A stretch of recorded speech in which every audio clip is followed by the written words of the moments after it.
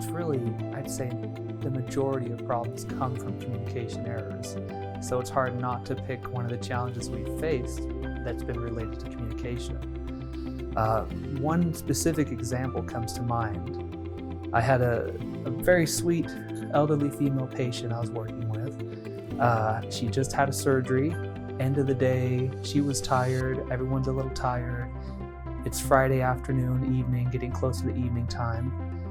And I look at her knee and I see that it's turning red, starting to get signs of a mild infection.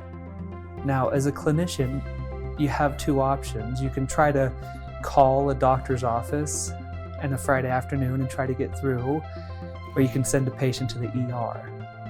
Now, the ER is its own kind of headache for the patient, for the doctor, for everyone involved. If I had something like Udo at that time, I could quickly just send an asynchronous video or photo of the patient's knee, send that off to the doc. They could quickly take a look, maybe write a prescription, or say it's going to be okay, just to give everyone peace of mind, make sure that communication is flowing. Udo would have made the difference in that case.